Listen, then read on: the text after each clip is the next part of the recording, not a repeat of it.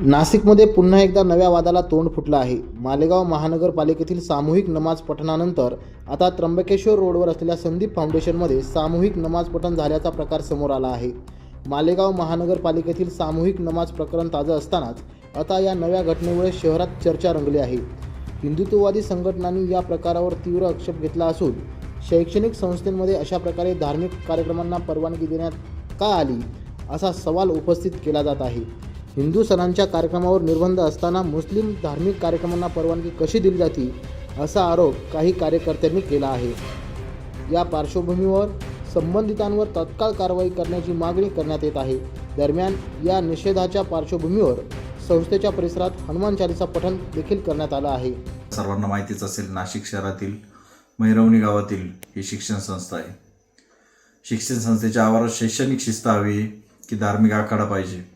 संदीप फाउंडेशनमध्ये जे काही सामूहिक नमाज पठण सुरू आहे त्याचा आम्ही तीव्र निषेध करतो। ही घटना अत्यंत गंभीर आहे। त्यामुळे कॉलेजचं वातावरण बिघडत आहे। प्रशासनाने यावर तात्काळ कठोर कारवाई करून दोषींवर गुन्हे दाखल करावेत, अन्यथा परिणामांना सामोरं जावे लागेल।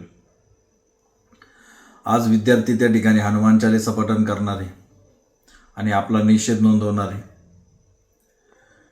नियम सर्वांसाठी सारखेच असले पाहिजे। हिंदूंना विरोध करायचा आणि इतरांना परवानगी द्यायची असे प्रकार खपून घेतले जाणार नाही। नियम जर पाळले जात नसतील तर आम्ही आमचा मार्ग निवडला आहे। आम्हाला आमच्या पद्धतीने मग मोर्चाच्या रूपात किंवा मग जो काही मार्ग आम्हाला योग्य वाटेल त्या मार्गानुसार आम्हाला हा विरोध आणि हे काही जे काही प्रकार चालले हे बंद पाडावे लागतील।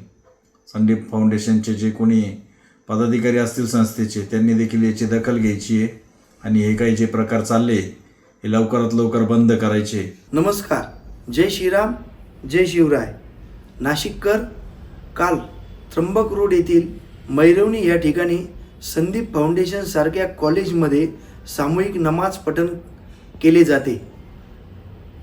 आपण शाळा कॉलेज यांना विद्येचे मंदिर समजतो आणि आपल्या मंदिरामध्ये जर कधी बाहेरून येऊन जिहादी प्रवृत्तीचे लोक कॉलेजमधल्या विद्यार्थ्यांना एकत्रित करून सामूहिक नमाज पठणाकरता प्रवृत्त करत असेल तर यांच्यावर गुन्हे दाखल करण्यात यावे ही सकल हिंदू समाजाकडून मागणी आहे। गेल्या काही दिवसांपूर्वी मालेगावमध्येही अशीच घटना घडली होती। तिथल्या प्रशासनाने त्यांच्यावर गुन्हे दाखल केले आहे। तरी आम्ही सुद्धा सकल हिंदू समाजाकडून नाशिक पोलीस प्रशासनाला विनंती करतो की याची सखोल चौकशी करून यांच्यावर गुन्हे दाखल करण्यात यावे। कॉलेज प्रशासन आजपर्यंत हिंदू सणांना विरोध करतं आणि या जिहादी प्रवृत्तीला तुम्ही मान्यता देतात का?